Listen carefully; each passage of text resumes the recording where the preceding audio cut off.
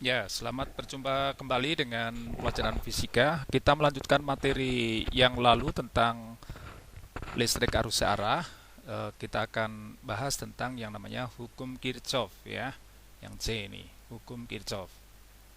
Eh, dalam kesempatan ini nanti kalian akan dapat dengan hukum Kirchhoff ini dapat menentukan nilai dan arah kuat arus dalam satu rangkaian. Nanti kalian juga dapat menghitung eh, beda potensial atau tegangan antara dua titik pada satu rangkaian. Nah, apa sih hukum Kirchhoff? Isinya ada dua ya. Ada hukum Kirchhoff pertama, ini udah kamu kenal di SMP, yaitu jumlah arus yang masuk sama dengan jumlah arus yang keluar. Jadi kalau saya punya gambar pengantar yang dialiri arus, maka ini gambar panahnya I1 masuk, I2 juga masuk, ini keluar, I3, I4, dan I5 keluar ya. Maka eh, hukum Kirchhoff-nya bahwa I1 tambah I2 itu sama dengan I3 ditambah I4 ditambah I5. Ini yang keluar, ini yang masuk. I in sama dengan I out. Oke? Atau boleh ditulis secara matematis, kalau ini pindah ruas kan jadi tanda minus ya. Jadi sama dengan 0. Berarti sigma I dalam satu rangkaian itu harus sama dengan 0 ya. Ya, oke. Itu udah nggak masalah, saya kira harus semuanya tahu. Kemudian hukum Kirchhoff kedua. Nah, ini hal baru buat kalian di SMP, belum pernah diperkenalkan. Ya, bunyinya pada rangkaian tertutup, jumlah aljabar GGL sumber arus dengan penurunan potensial sama dengan 0.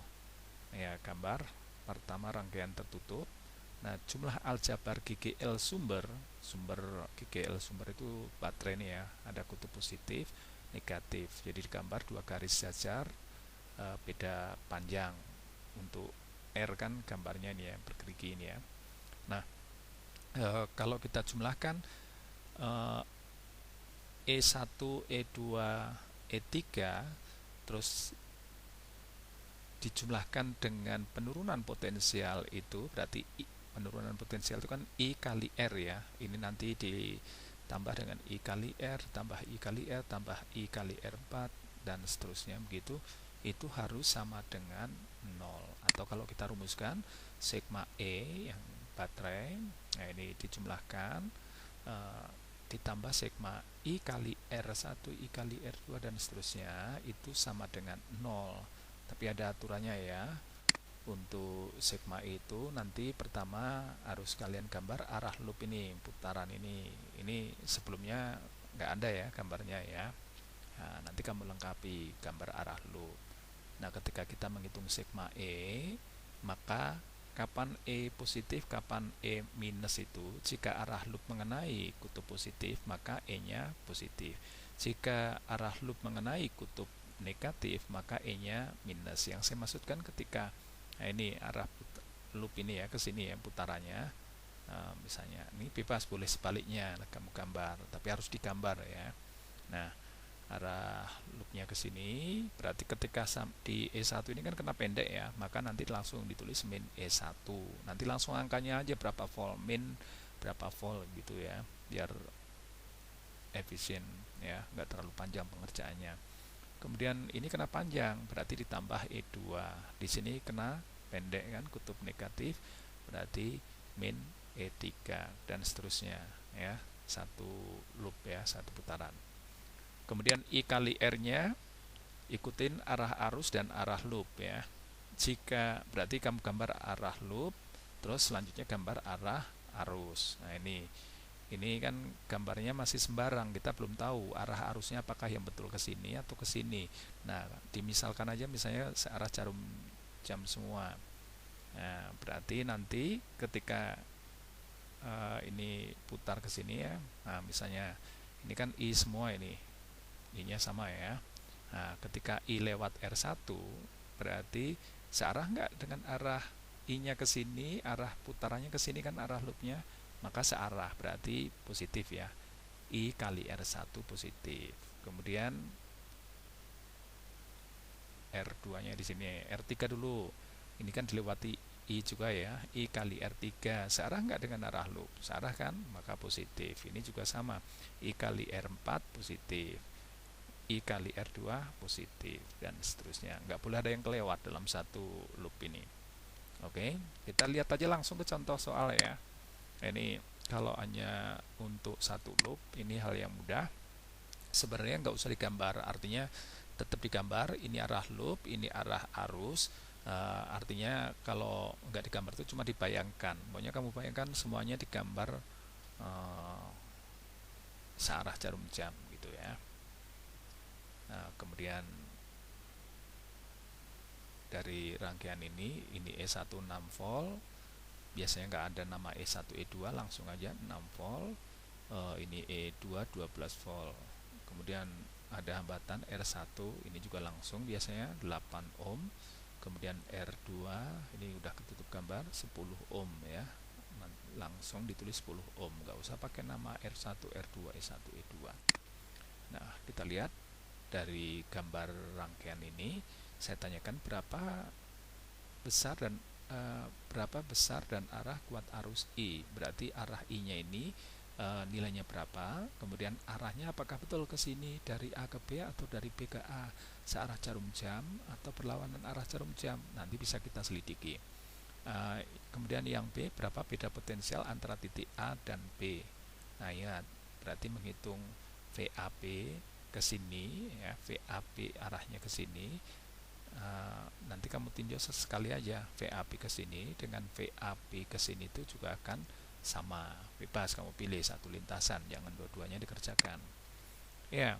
Untuk menghitung I dari hukum Kirchhoff kedua, sigma E ditambah sigma I kali R sama dengan 0. Sigma E nya kita lihat, ini kena ya, loopnya ke sini, jadi lihat arah loop, arah yang biru ini. Kemudian ini kena pendek ya, ketika berputar ke sini kena pendek, berarti min 6. Kemudian ke sini mutar ke sini kena panjang dulu kan, kena plus, berarti plus 12. Maka kita tulis sigma E nya min 6 plus 12. Nanti nggak usah pakai nama E1 E2 dan seterusnya. Nah, efisien. Tapi nggak boleh langsung sigma E sama dengan 6, karena biar bisa cek yang salah itu tanda plus minusnya di mana. Oke. Nah, sekarang sigma I kali R nya, lihat arah loop dan arah arus ya. Kalau arah loop dan arah arus searah, positif. Kalau arah loop dan arah arus itu berlawanan, itu minus. Nah, kalau satu loop itu pasti dibuat searah aja speknya ya. Nah, ini kan searah, ini juga searah. Maka kita lihat ini, saya mulai dari ini kan dilewati I. Searah dengan arah loop berarti 10I, atau I kali 10 kan boleh ditulis 10I ya. Kita dulukan angkanya dulu. Kemudian ini 8 dilewati oleh I. Nah, berarti I kali 8, atau saya tulis 8I. Bisa saya jumlahkan karena sama-sama I, berarti jadi 18I. Nah, ini bukan ya, ini volt ya, karena 8 I kali R sebenarnya kan. Oke. Nah, kalau ini saya masukkan ke persamaan ini, berarti jadi sigma E tambah sigma I kali R. Sigma E nya ketemu 6 volt, sigma I kali R nya ketemu 18I sama dengan 0. Tinggal pindah ruas, 18I sama dengan min 6, I nya sama dengan min 6 per 18. Loh kok, atau sama dengan min sepertiga atau 0,33 ya. Nah, karena minus artinya gambar arah arusnya ke sini, hasilnya minus, berarti arah sesungguhnya kebalikannya. Gambarnya searah jarum jam, berarti arah arus sesungguhnya minus, maka berlawanan arah jarum jam. Oke, paham ya? Ya, sekarang yang B, mencari VAB. Sekali lagi tadi VAB ketika kita hitung ke sini itu boleh akan selalu sama dengan VAB ke sini. Sekarang kita coba lintasan. Ini saya coba dua-duanya ya, biar kalian paham aja. Nanti salah satu aja yang kamu pakai. Lintasan 1 saya ambil VAB-nya ke sini. Nah, ini kan sigma E kena pendek dulu kan, berarti minus. Kemudian AB ke sini R-nya ada nggak? Nggak kan? Maka I kali R 0 ya. sehingga beda potensial antara A dan B ini adalah min 6. Loh kok minus? Nah, ya, artinya sebenarnya arus itu mengalir dari potensial tinggi ke rendah. Aslinya kan arusnya ngalirnya ke sini kan, berarti kan dari B ini lebih tinggi daripada A. Ya, maka ketika ke sini kita melawan arus, berarti minus. Oke. Tapi ketika ya lintasan 2 VAP ke sini, ya tetap ya potensial B kan lebih tinggi dari potensial A. Arusnya ngalir dari sini ke sini, ini akhirnya ke sini. Ya, jadi kalau yang ini kan searah dengan arah arus ya, tapi sigma E kena pendek berarti minus 12. Kemudian ini udah pakai arah arus sesungguhnya, jadi I-nya ke sini ya, kita jalan dari A ke B ke sini kan searah dengan arah arus, yaitu positif, berarti R2 10 kali I, kemudian 8 kali I, ikut kan yang ini. Nah, maka diperoleh min 12 ditambah 18 I. Nah, I-nya jangan pakai yang koma, hasilnya nanti akan beda, pakai yang seper aja. Pecahan saat menghitung dapat 6, sehingga di sini ketemu min 6. Nah, sama kan? Ya, oke, paham? Mudah untuk satu loop. Nah, minimalnya kamu harus bisa yang 2 loop ini. 1 loop mudah, kalau 2 loop, bagaimana contoh soalnya? Ada 2 loop, artinya ya diberikan sebuah rangkaian terdiri dari loop dengan data sebagai berikut. Ya, ini R1, R2, R3, nanti nggak usah pakai nama, langsung aja nih 2 ohm, ini 6 ohm, 3 ohm. Ini juga langsung masukkan 6 volt, ini 9 volt, ini 12 volt.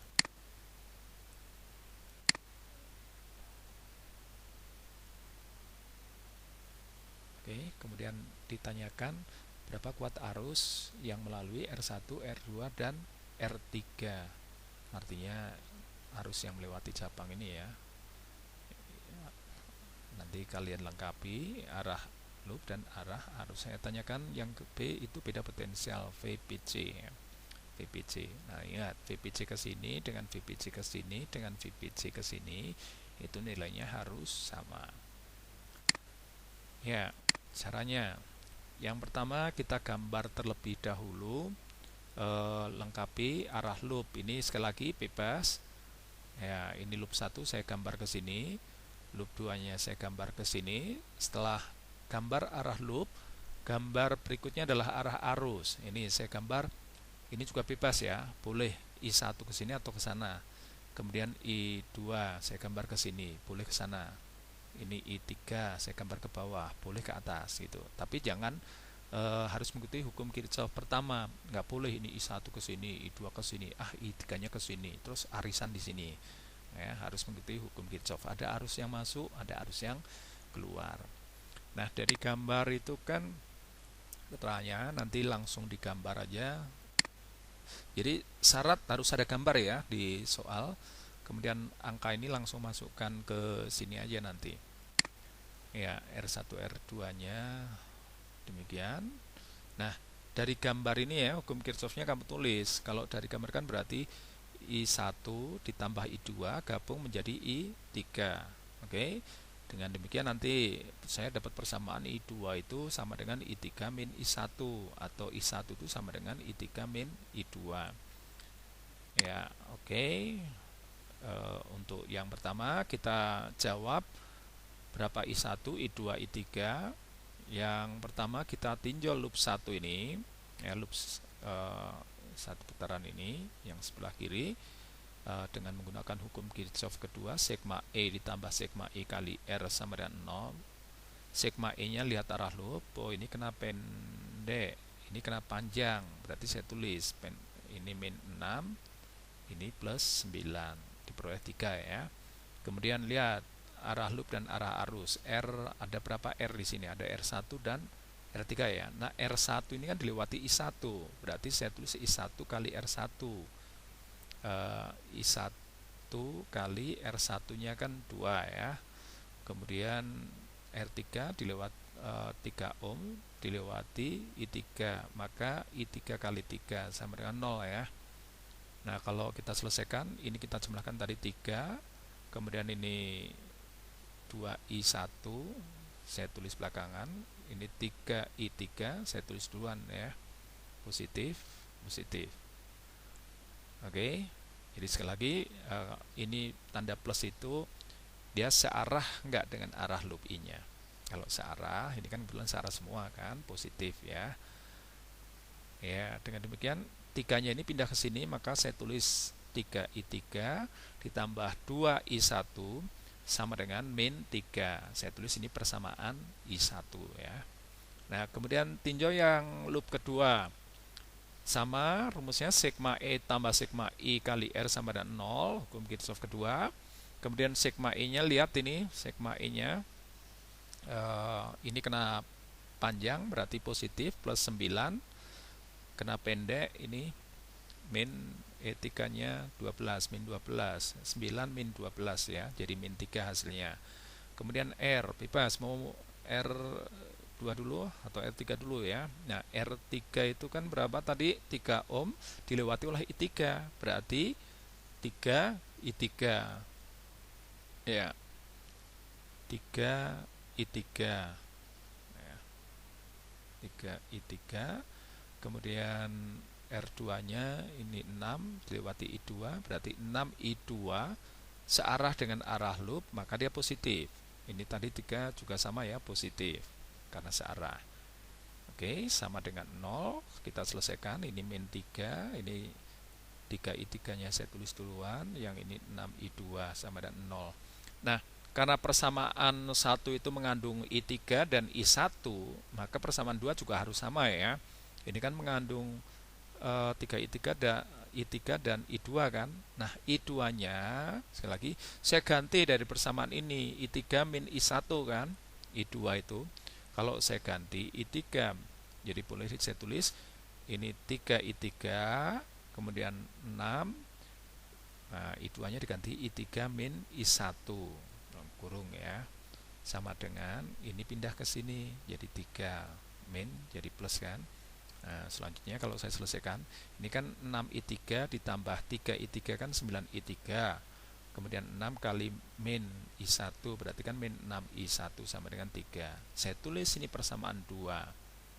Nah, kalian selesaikan, istilahnya di apa? Entah substitusi atau eliminasi ya. Oke. Nah, ini mengandung 9I3, ini 3I3, berarti silahkan bebas. Ini caranya saya kalikan dengan 3 yang ini, kemudian ini saya kalikan 1, maka persamaannya kan jadi ini ya. Persamaannya ini 3 kali 3 9I3, 2 kali 3 jadi 6I1, 3 kali 3 jadi min 9. Yang persamaan ini kan kali 1 tetap ya, saya tulis. Nah, kalau saya jumlahkan dikurangi ya, biar ini artinya ada yang kita hilangkan. Boleh dijumlahkan, berarti nanti diperoleh ini ya. Boleh dikurangi, artinya mana yang mau kamu hilangkan. Nah, saya akan menghitung I1, berarti I3 saya hilangkan dengan cara dikurangi. Berarti ini kurangi ini 0, kemudian 6 dikurangi min 6 jadikan plus kan. Nah, ini min 9 min 3 min 12. Nah, kalau kita hitungkan ini min 12, ini plus 12, berarti dapat I1 sama dengan min 1 ampere, 12 per 12 ya. Nah, tanda minus ini dari gambar ini kan ke sini kan, karena hasilnya, kalau misalnya hasilnya positif berarti arah arusnya udah betul, tapi karena hasilnya minus maka arah arus sesungguhnya itu ke sini ya, berlawanan arah jarum jam ke sana dari BKA. Oke. Nah, untuk mencari I2 karena hasil perhitungan ini minus, kemudian persamaan ini kan yang kita tulis ini kan berdasarkan gambar, maka kamu tinggal pakai satu persamaan ini masukkan. Nah, karena hasilnya minus juga masukkan minus. Kita lihat ini, saya ambil persamaan yang satu ini ya, 3I3 ditambah 2I1 sama dengan min 3. masukkan I1 nya min 1 ya, tetap saya tulis min, maka bisa kita hitung I3 nya itu I3 sama dengan min 1, I3 nya min 1/3. Oh, min juga gambarnya awalnya ke bawah, berarti arah arus sesungguhnya dia ke atas, maka I2 nya boleh pakai persamaan ini, tinggal masukkan angkanya atau persamaan lain ya, yang ada I2 kembali ke sini gitu akan sama aja, bebas ya. Jadi dari persamaan ini I2 sama dengan I3 min I1, maka I3 nya min 1/3, I1 nya itu min 1, berarti min 1 ya, maka diperoleh 2/3 ampere ya. Artinya hasilnya I1 itu 1 ampere ke kiri, I2 2/3 ampere ke kiri juga, karena hasilnya positif ini berarti dia arah arus sesungguhnya udah betul. I1 nya ke sana, I2 nya ke sini ya, kemudian I3 nya ke atas, nah, ke atas. Oke, paham ya untuk I1, I2, I3 berapa nilainya dan kemana arahnya bisa kalian selidiki dari hasil perhitungan. Oke, kita lanjutkan untuk yang B, mencari berapa VPC. Nah, saya tunjukkan lagi gambarnya aja, VPC. Nah, sekali lagi untuk menghitung VPC itu nanti kamu ambil pertama pakai arah arus sesungguhnya, diperhatikan arah arus sesungguhnya tadi, kemudian yang kamu hitung itu mau ambil lintasan BC ke sini atau PC ke sini atau PC ke sini. Yang jelas kalian udah dapat arus apa, pakai itu ya. Nah, karena tiga-tiganya udah ada, nggak masalah. Pertama saya ingin tunjukkan kalau VPC ke sini ya. Tadi ini buat mengingatkan I1, I2, I3 nya termasuk arahnya. Nah, arah arus sesungguhnya kan saya lengkapi ya, I1 nya kan ke sini, I2 nya ini arah arus sesungguhnya, kemudian I3 nya. Nah, arah loopnya udah nggak usah dipakai, artinya kita lihat PC ke sini. Nah, artinya peninjauan PC ke sini berarti melawan arus I3. Kita lihat tetap VPC kalau ini nggak sama dengan 0 karena hanya 2 titik aja, P ke C ke sini, bukan satu putaran. Kalau satu putaran maka sama dengan 0. Nah, kalau hanya 2 titik ini maka VPC itu sama dengan sigma E tambah sigma I kali R. Sigma E nya lihat kena positif dulu kan, E2 nya berapa? 9, saya tulis 9. Kemudian nah saat kita jalan dari P ke C ke sini kan melawan arus ya. Kalau melawan arus kan kena tilang kalian, jadi nggak baik, berarti minus, itu perbuatan yang minus, maka min tandanya I3 kali R3 ya. Nanti langsung angka aja seperti ini boleh, tapi tetap ya ini kan nggak usah nulis rumus ini boleh, ini juga boleh, tapi tetap ditunjukkan di sini, saya bisa paham oh 9 ini dari mana, plus atau minus, kemudian ini nanti kesalahannya akan terlacak. Oke, karena setiap langkah ada poinnya ya, sehingga diperoleh 1/3 kali 3 itu kan 1 ya, jadi 9 min 1 8 volt. Saya tunjukkan satu, mau lintasan yang ke sini atau ke sini, yang ini aja ya, VPC ke sini pasti hasilnya akan 8 volt. Kita lihat kalau misalnya sampai beda, ada yang salah, harus kalian cek ulang ya. VPC sigma E tambah sigma I kali R, saya ambil lintasan yang ke sini, berarti sigma E nya lihat kena panjang dulu, E1 nya 6, nah, saya tulis plus ini 6, kemudian I kali R nya dilewati I1 ya, berarti 2 I1 ya, I1 kali R1 ya, R1 nya 2, I1 nya tadi udah diperoleh 1 ya, 2 kali 1 berarti kan 2, 6 tambah 2, 8, sama kan? Silakan kalian coba sendiri untuk VPC yang lintasannya ke sini, ketemu 8 volt enggak, sambil untuk melatih. Kamu mau pakai lintasan yang mana, pada dasarnya bebas, tapi harus coba semuanya bisa ya. Oke. Nah, ini tentang hukum Kirchhoff. Selanjutnya pertemuan depan kita akan bahas tentang pengukuran besaran-besaran listrik. Dengan demikian materinya saya anggap selesai. Ya, terima kasih. Sampai coba. Silakan kalian coba dulu soal-soalnya, kemudian pastikan bisa. Jangan menyerah. Sampai ketemu di fisika yang berikutnya.